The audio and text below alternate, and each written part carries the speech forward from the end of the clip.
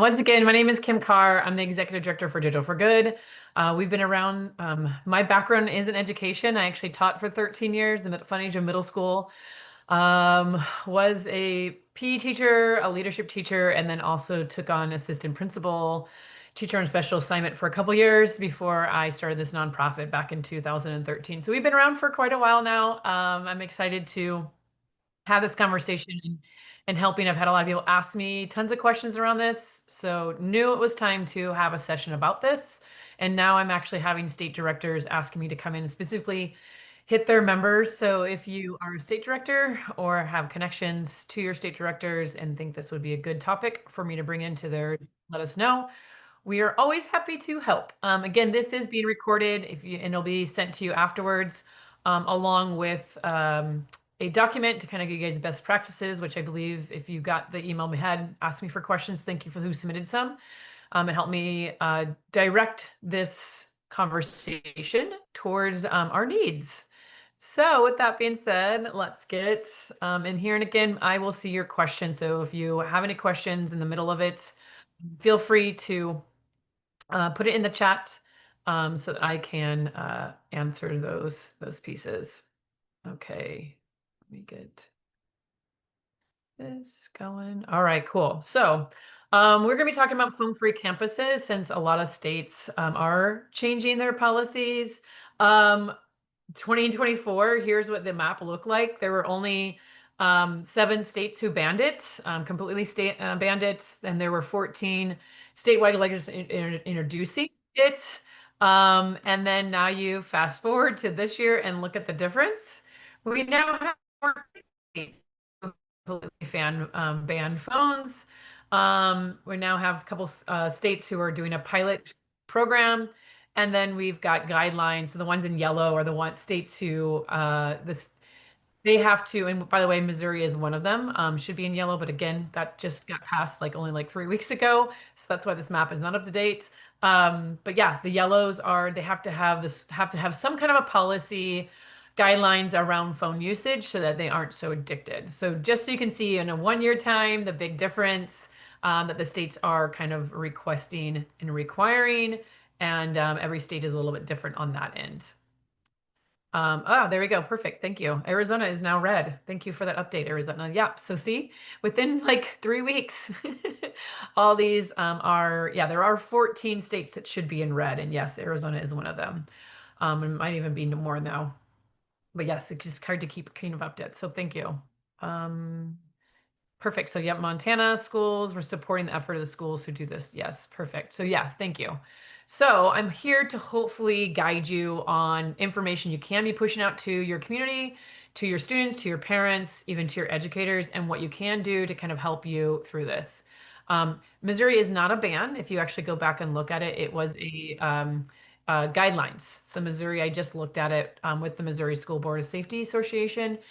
Missouri is a guideline. Every school has to have some kind of a guideline on that end. So why go phone free? And again, I like using phone free instead of calling it phone ban because it's just the ban is definitely the political people. That's the route that they have to go to on that end. So everyone's mind. So again, that's the hard part. Missouri is thinking it's a ban because all the political terminologies in the news things all say ban. So you're thinking, oh, it's going to get completely roped. Nope. If you actually go look at the fine meaning of it, it's actually saying no, every single school district has to have some kind of a phone policy to kind of help with addiction, mental health, right? The focus in schools. So that's why having phone-free campuses is a better terminology on that. So please, whatever state you are in, and I'll kind of make sure I go back to that, is just go back and look at it. We were just looking with Nevada's, with Nevada's being a phone ban. It doesn't go into effect until July of 2026. So it gives the whole state an entire year to kind of get themselves organized. So they'll have a year to kind of filter them way to get that route on that end. Okay. So why should we go this phone free? If you guys don't increase focus and productivity, right? These are the kind of terminologies you want to put when you're pushing this kind of information out to your parents, to your staff, to your students, so that they understand the why. When people understand the why, they're going to respect the new policies, right? The new procedures that we're putting in play. it does improve students' mental health, right? Like this is a big piece that you're helping them. You're going to improve their mental health and reduces stress, right? I've actually worked with a lot of schools who have adopted phone-free campuses, and this is true. Even talking to the students, they're like, "Man, I didn't really think I was going to like this, and I actually am." And again, making sure we are doing it correct, right? Encouraging meaningful peer interactions because they can't do this anymore. They have to do this. Interactions and discussions in classes are actually better, right? Even at lunch, classroom or lunchtime conversations instead of constantly on your phones.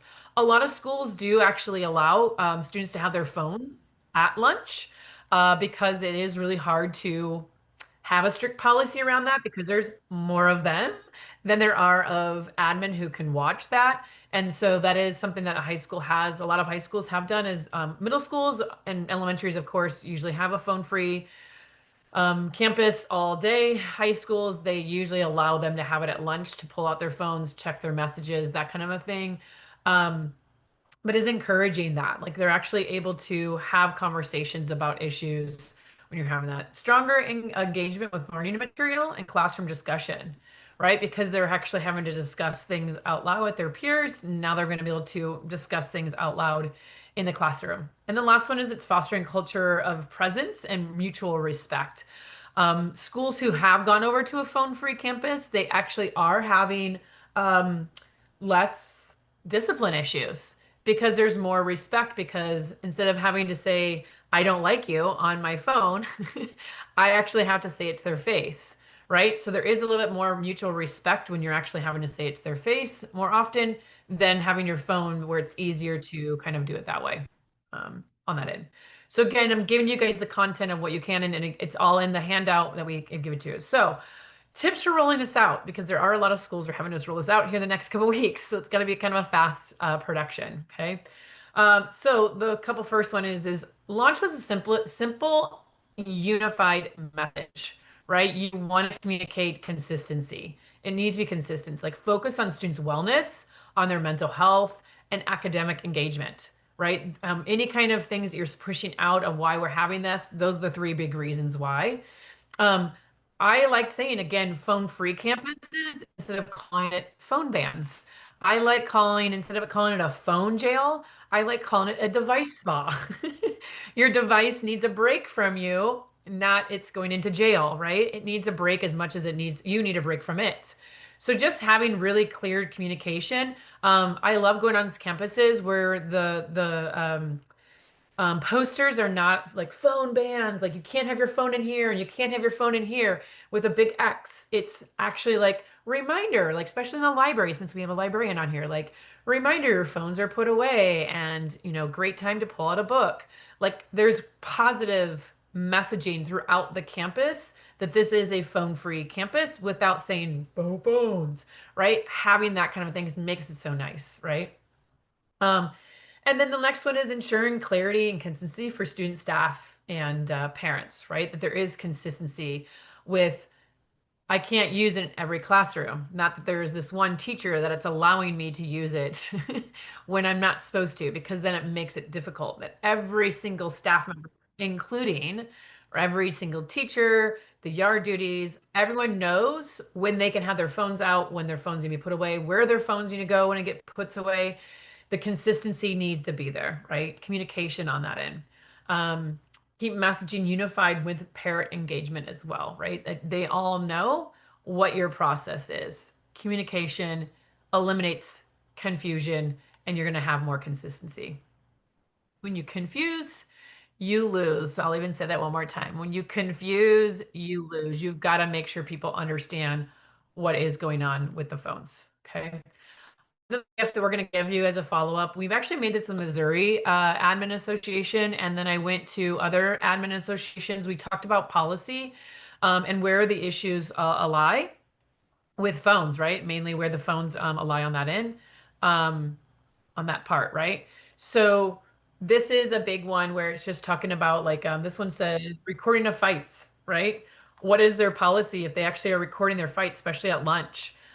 First offense and second offense is there. So you want to have this clear consistency of what happens because students do best when they know black and white, like what happens when I do something wrong. A lot of things when they were doing it, they were having to make it up. So what is the policy if you're not supposed to have your phones out and it gets taken away? What's the first consequence? What's your second one? What's your third one? So you want to kind of go over that. And in this document, it does give you suggestions. Some of them doesn't work for some states. So like, for example, in Missouri, you can still do like you can take their phone for multiple days. Some of them take their phone and keep it. If it's on like their third offense, they keep it for up to 7 days. The first offense has to be a parent pickup. The second one they keep it for 7 days, but that is approved by the parents.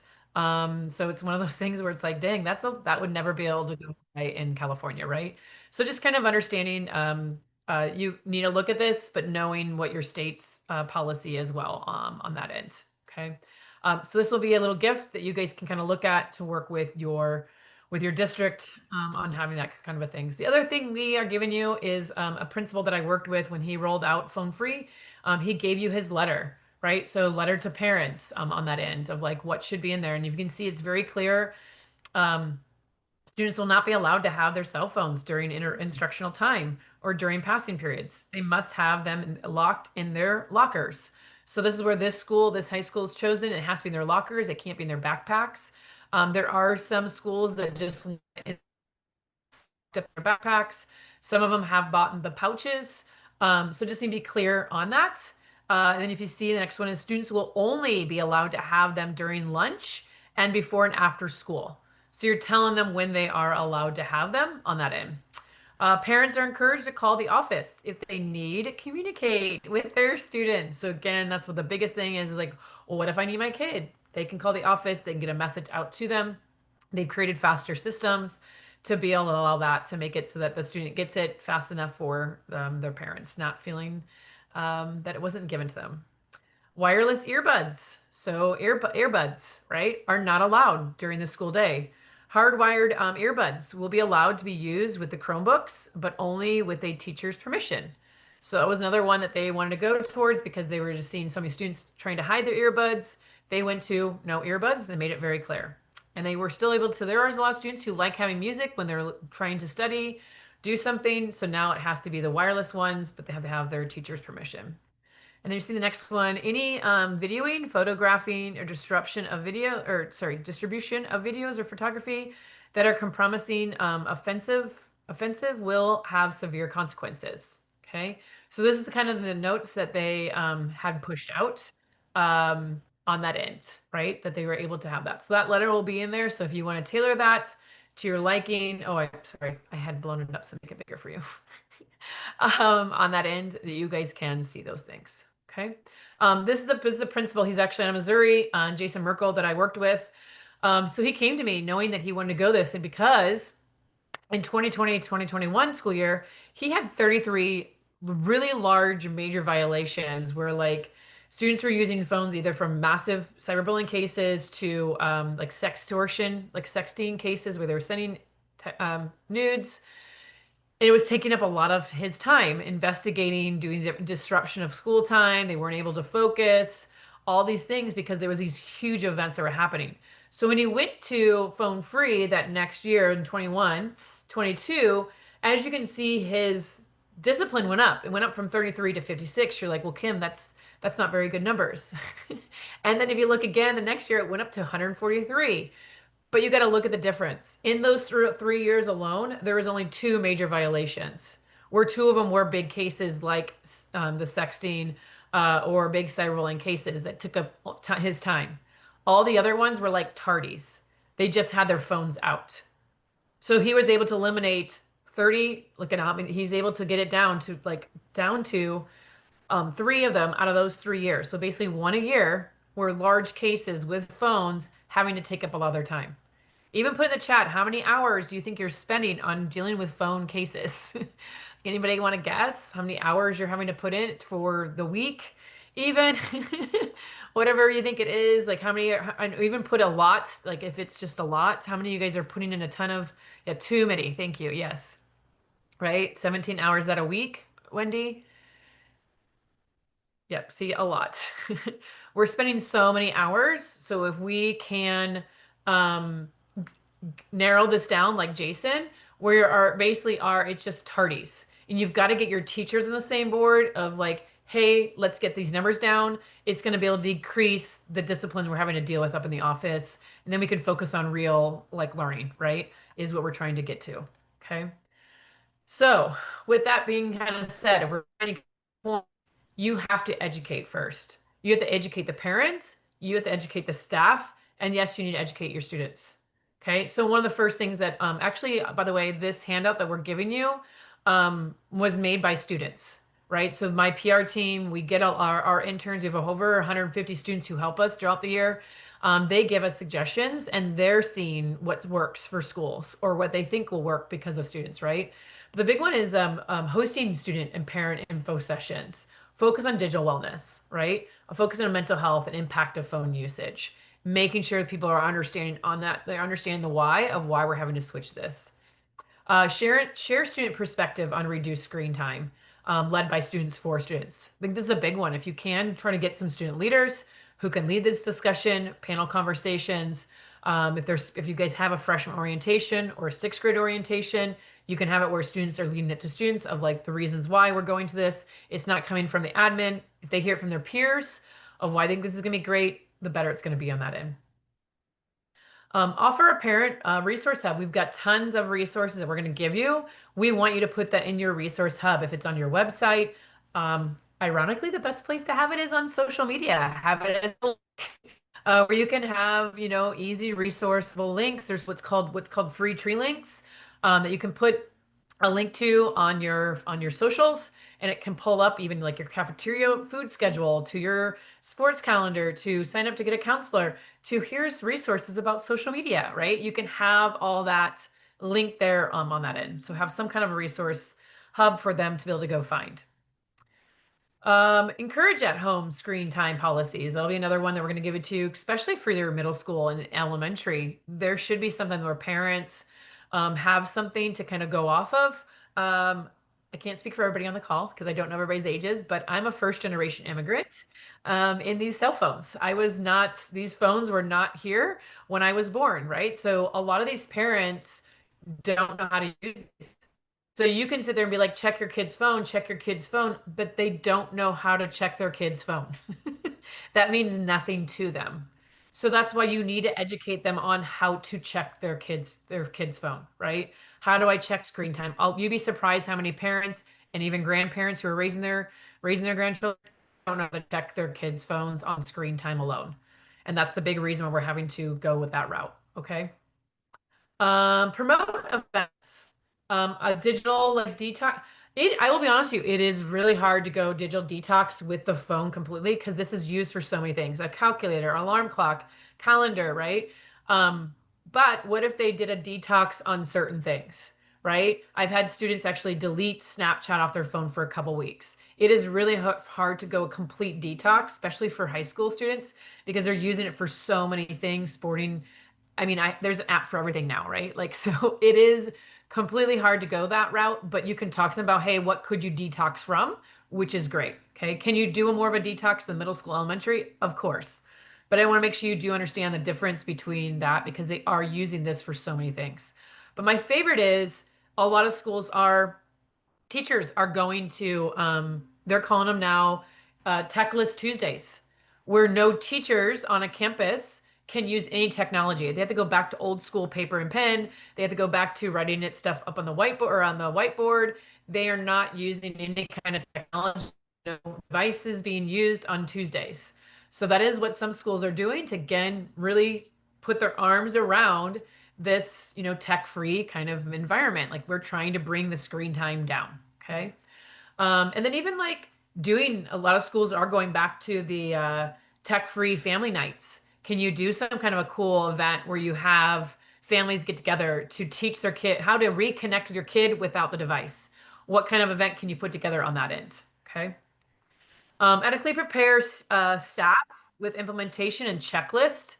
This is important. Again, there's a lot of them who have no clue devices and how to use it, and they don't feel comfortable. So can you give them a checklist on how to implement it in their classroom? Ensurement of consistency policy and language. how, again, that they're not saying phone bans, that they're calling it a phone-free campus, right? You're giving them the terminologies of what they should be saying, because if you get one teacher who's like, oh yeah, there's a phone ban, you're not supposed to have your phone, it's going to ruin it for the entire thing. Then they're all going to be like, oh, well, Mr. So-and-so or Miss So-and-so said it's a phone ban. Then they're going to have that in their head throughout. Okay. Spaces of questions, right? Feedback and further education. Are you giving that to the students, to the staff? Hey, what's working, what's not working? Anything that we need to change on our end? Those are kind of the things you want to make sure you're educating them on that part. Okay. And please, again, please stop me if you guys have questions or even put in the chat like, oh, that's a good idea. It just kind of helps the kind of the flow of it on that part. One thing that we have been successful on doing is, yes, we do parent nights. You can do it virtually, you can do it in person. After when people hire us to come out and do the programming. This is one that's been really successful, and it's called Lunch with a Loved One. Digital conversations, again, because parents just don't know how to have conversations with their students. So a school district down in Temecula, California, they modeled this a couple of years ago, and it just has been successful anywhere we've gone. We've done it, depending on your school, we've done it as a breakfast with a loved one. We've also done dinner with a loved one. And again, it works. We were getting like only like 20 something parents showing up, but when we went to this model where the student gets to miss class for a little bit is always a big spotlight where kids want to sign up for that, right? So they would miss class for a little bit longer. So this is during lunch time. Parents, grandparents come sit with their student with their device, and then I'm guiding them through on how to start these conversations, how to check screen time, what should their screen time be, what are they doing on that, different things. We went from only like 20 something people to now 600 plus people at these lunches with a school of 900. So that is a big difference of what we're doing. We're seeing a massive increase because people want to be trained. Okay. And I think we can. I've never done it virtually yet, but I have visions and I know an easy way to do this. And we've gotten this locked in. If you, instead of me coming out, if you want to do it virtually and I handle it that way, we can do that too. Okay. So just giving you ideas and some solutions to that. One handout that I'm going to give you, but this is going to be to hand out to parents. It is tips. Tips for managing screen time and digital behavior, because again, these parents don't know what to do, right? So the big one that I'm giving them, that is a big one, is setting the charging station.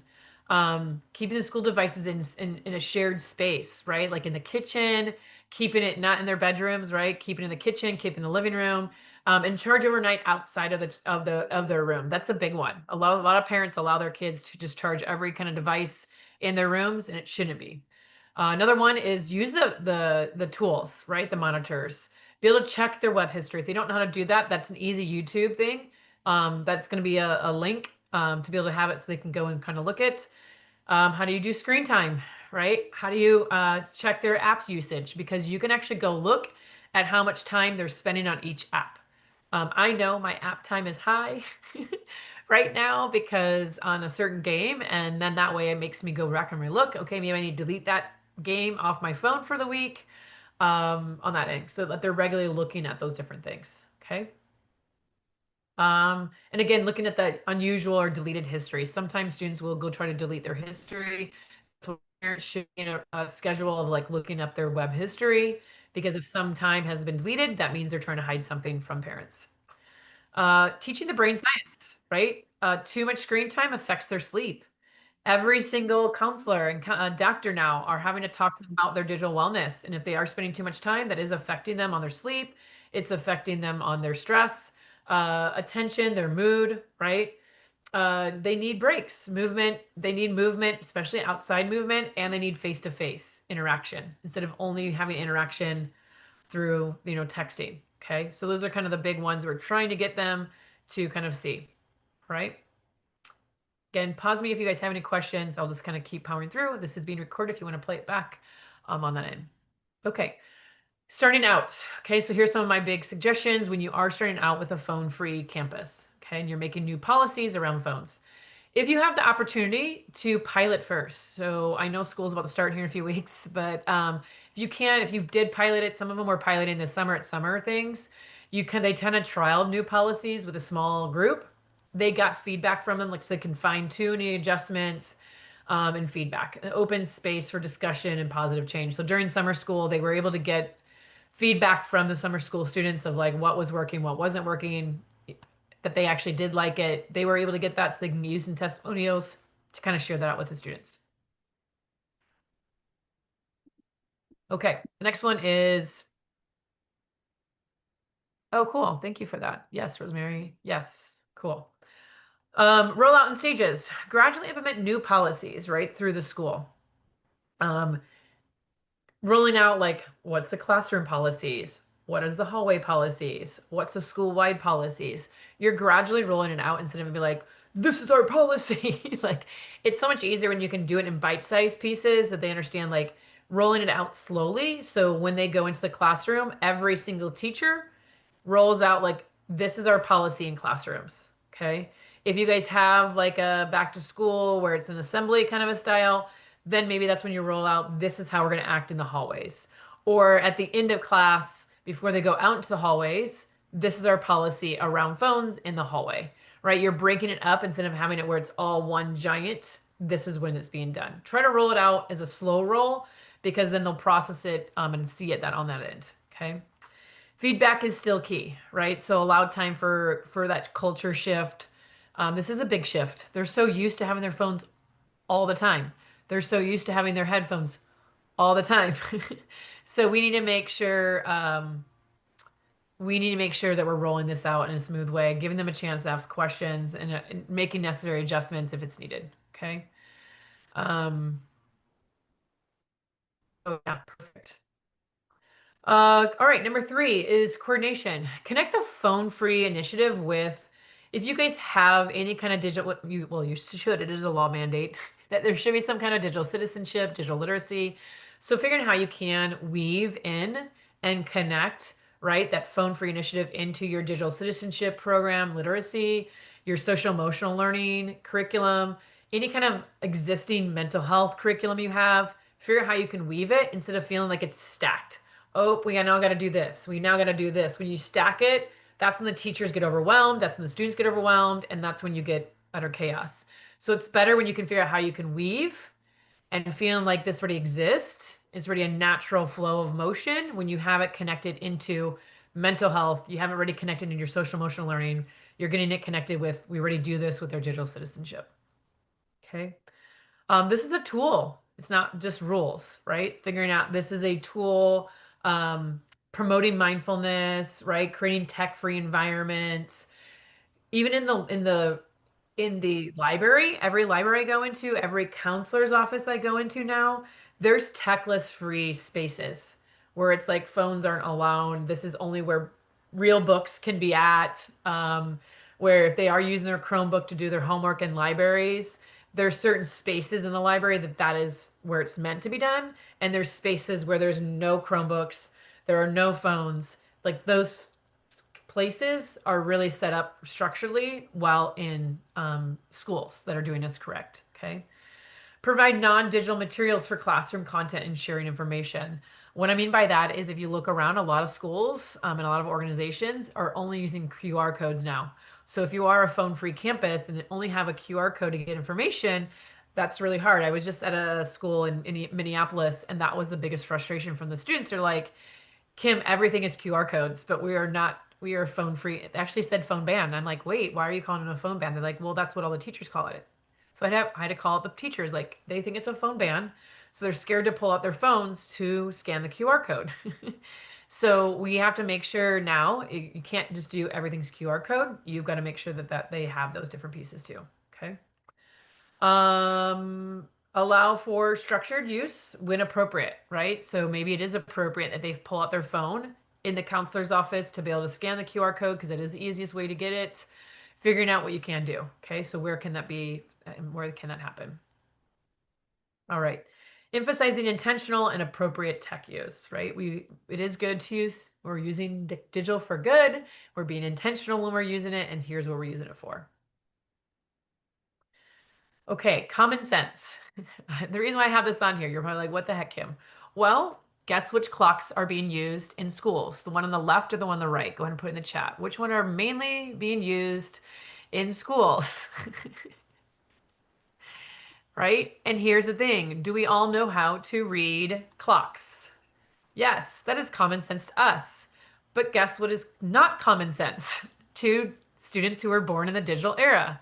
They don't know how to read the one on the left anymore. They're having a very hard time because they look at their phone and it's all electronical.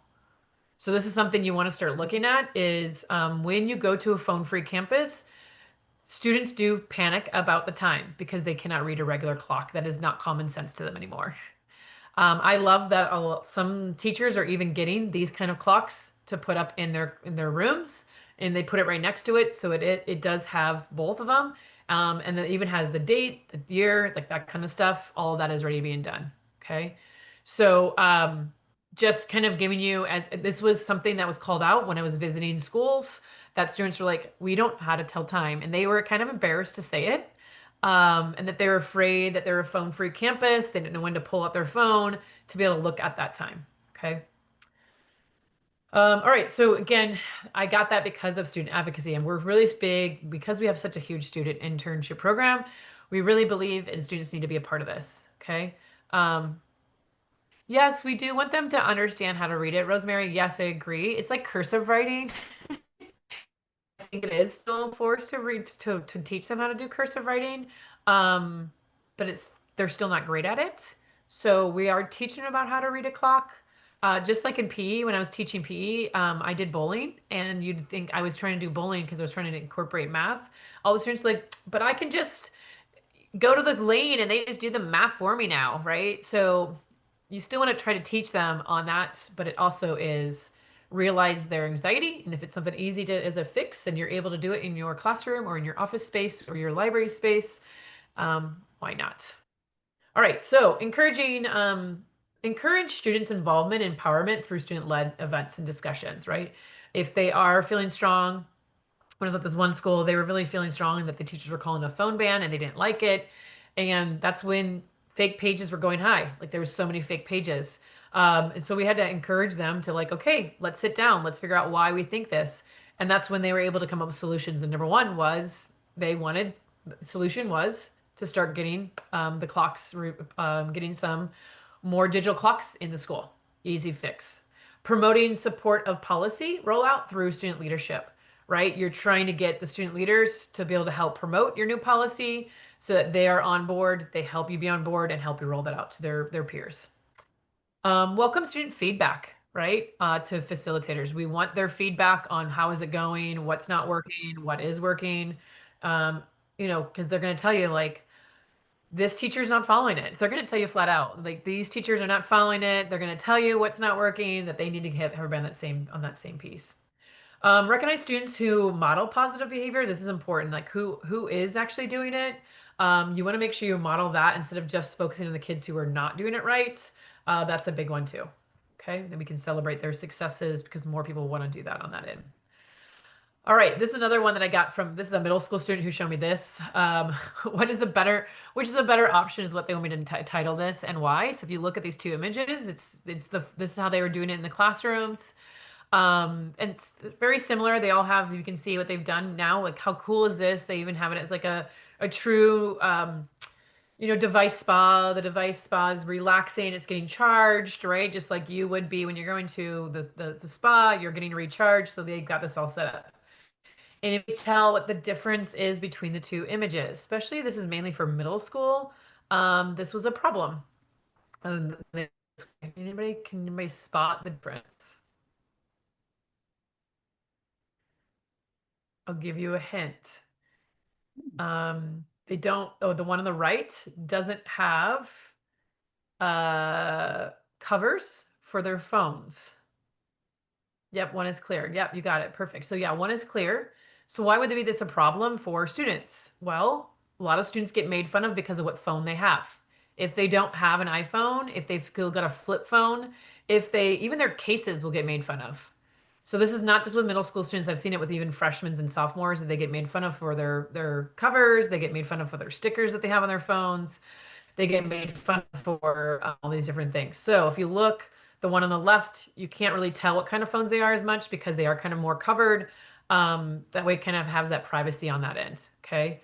Uh, so that way they can kind of see that. Now, the big one, yeah, exactly, Rosemary. The clear ones, it'll be able to see when they have a message. So now their brains are going to get triggered and they're going to want to go check their phone, right? So you want to have it where it can be covered so they can't actually see the messages. That's why a lot of schools do have it in their backpacks, locked up, or in the lockers, wherever you can put it, so they can't see messages coming through because that's what you're trying to get them from is not seeing notifications, okay, on that end. Now, the other problem you want to train your staff on is if you do this kind of route, right? Or if it even is in their backpack. Students are really tricky. They will get what we call burner phones. They will get a burner phone that's like broken and they'll just put it in this pouch, pretend like that's their phone, and they'll keep their phone on them. They'll use calculators that they think look like phones and they'll put that in the pouch to like if you're not paying attention. So you want to train staff like, hey, the first 2 minutes of every, the first period. Maybe it's every period for a couple of weeks because you want to get them in the habit for the first couple of weeks of like, hey, everyone, we're going to make sure we're checking our phones. I'm going to check your phones. It is the right thing. And that you're putting it up there and that they aren't burner phones. So again, you need to train your staff because a lot of them will just be, oh, okay, I see something in the 13, and they don't actually go look to see if it's an actual phone and it's not a burner phone. All right, so some common challenges and hurdles. Like I said, they hidden devices such as Apple Watches and headphones are sneaky usage of phones. So it's easy if my phone was in that case, I can just use my headphone and I can be like, change this or answer this text from my headphones or from my smartwatch. So that's why a lot of schools are now banning even smartwatches. They're banning these because they can just go to the next song and cover that up, and they're still using their phone even though it's supposed to be put away. They're able to ask it AI questions, and it's able to give them cheating answers right on their headphones. So that is, make sure you guys realize that is. So how can this be solved, right? Mandating device storage areas, right? During class periods, train the staff, like I was just kind of telling you about, according to the instruction periods, and can spot fake devices, and then monitor student behavior and remain consistent with disciplinary action. So you've got to be consistent on the disciplinary action, whatever you guys are deciding on for that piece. All right, then this is answering parents. The biggest parent things when I was working with schools who've already gone to this route, these are the three big ones that were coming up all the time with all those schools. Parents are like, well, my child needs their phone in case of emergency, aka we'll say a school shooter, right? Well, what do we do if there's a school shooter? I want my kid to have their phone. Your answer response back is a true emergency, students are encouraged to prioritize their personal safety. First, the school office is always equipped to contact families.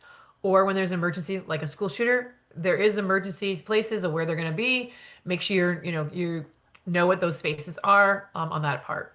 What if a teacher confiscates my child's device unfairly, right? And then you're able to answer with these responses of teachers are trained on when and how to collect phones. There needs to be a training on how do I need to collect the phone? Where does it need to go? Because again, they're going to worry about their phone getting taken, that's going to get stolen. What is the proper procedure for that? So once it gets taken, what happens next? Does the teacher come up after school, after hours? Does it get sent to the office right away? When does the phone, what's the proper procedures that the entire school is going to follow on that part?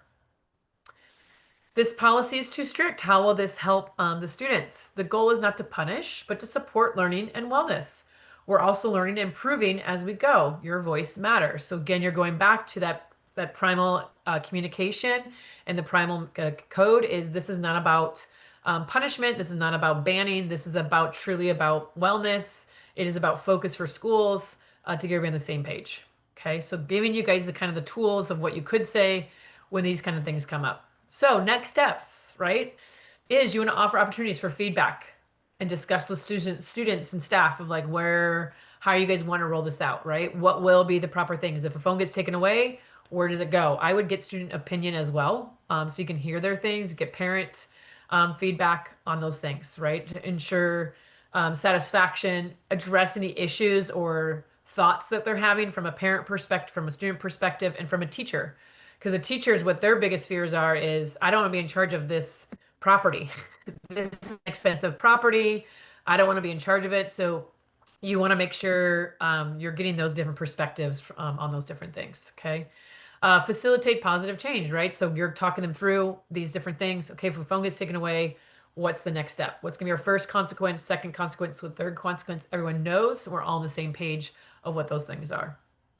And going back to it, I'll say it again, we said it before, is you have to create some kind of incentive with a rewards or recognition program for when students are putting their phones away, that they have that different thing. So think of what you can do, even if it's um I had a principal who does the walkthroughs, and he went through a walkthrough, and the year before, when they didn't have a phone policy, he counted how many phones were out and the students were engaged. And then the year that they've rolled out the phone policy, he still counted, and he shouted out the classes. He's like, I went into these classes and there was not one phone out because their students were fully engaged. There was no reason to have their phones out and they were missing them. He was able to incentivize it for the teachers. And then I think he started doing like prizes for those classes. Sometimes it was something easy of like getting out to lunch early to these classes because I went in there and their phones were actively put away, and students were engaged, right? So he kind of did a reward that way. Some people have the PBS systems where they give points, that kind of stuff, right? So whatever you can do to kind of create some kind of incentive for using them correct. Because ultimately, if you're doing this phone-free campus, you're trying to eliminate online drama, which then decreases your on-campus drama, which then decreases your discipline, which that's a big one too of this. And that's what our programs does, is then creates that safer and happier community. So we do have programs to roll out, because even though I have a lot of schools who had phone-free campuses, does not mean your problems on phones go away.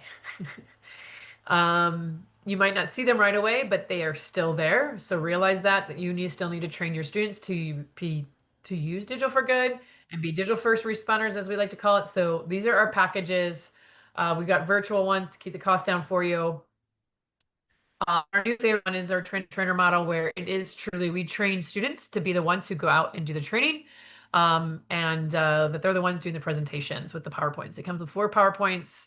The students get to kind of do that piece. So just know that's there. Actually, let me put it in the chat really quick before I explain this. I am doing a webinar here soon in August, all about our packages. So if you guys want to come on that, or get someone from your organization or school district to attend that to learn more about our programs, I'll be doing that in August. The new thing that I'm working on right now, because we are seeing so many problems, is we are creating an online de-escalation and response training. What that means is, how many of you in here, and just put in the chat, yes, how many of you guys have some kind of a town Facebook, or a town Nextdoor app where people go on there and talk smack about the school or about issues, about whatever? How many of you guys have that? Put that yes in the chat for me if you do. How many of you guys have problems with that? Let's see if there is any problems. No problems so far. Anybody have problems? I think yes, there's one, right? So where people go on there and I think one literally is called like, oh gosh, what was it? The Good, the Bad, and the Ugly, whatever the town name is. That was literally what the Facebook group is called. There we go. Concerned. Okay. They're called Concerned Parents. Yes. So I love the titles. Usually it's some kind of a crazy title sometimes. So what I'm doing, if anybody's interested in helping with this, I'm getting closer to being done. But with this one, we would train school districts on developing the system. They would train not just parents, but even community leaders. So, like, realtors are always on their social media. Think of business people who are constantly on their social media, and they're going to be able to help you spot these issues that are happening if there's anybody posting something. So, let's say someone posts some kind of a racial comment, or they made some kind of threat. Oh gosh, what if they put how many of you guys have seen this, where they put a minor's name or a photo of a minor, like he's doorbell ditching? That happens a lot. So if you see someone do that, you're having this team of people that are going on there and teaching them of what they can do or they can say. Right away, of course, if it's something that they think the school needs to know of, they would get a screenshot to the school. If they feel comfortable, we would give them what they can say over here. Like I'm showing you some examples of what you could say, training them of what they could say to kind of help with it. Sometimes it's just taking a picture of the letter that the school had sent out and putting it up on social media. It really helps. So you're helping them de-escalate those kind of situations that can spiral out really fast online. You're trying to de-escalate as quick as possible. So we're creating a team that does that. So that's a new thing that we are working on. So And then this is another one a lot of schools do is because you are doing a phone-free campus, getting positive messaging because it'll help you of like why this is important. So a lot of staff, this one says do more things that make you forget about your phone. They decided to roll that out when they were doing their phone-free campus, right? This was the peer-to-peer. They got the students to wear their digital first responders training shirts is what they kind of did. So just showing you guys we do have that piece. And again, promoting that event that we have coming up here on August 19th to talk about our programs. And any questions? Hopefully this was helpful. Hopefully you got some good tips. Like I said, the recording will be sent to you afterwards along with one pagers that have the best practices. If you got my email with the questions, and I know I sent that with you too, but all this will be in a follow-up email. Any And again, if you're interested in helping me with that de-escalation piece, let me know. Or if you have someone on your team, like if you have a communications director, that they would be great. That'd be awesome. Perfect. Yes, Andy. Yes, it'll be sent to you with the best practices. Let us know if you guys are decide to do something, or even if you send a letter out. Because if you guys are able to send that with me, we give that. We want to make sure we are making more documents to share with more schools who are following your lead, whoever the first people are. We connect you with connect people with those kind of documents. Okay. Any other questions?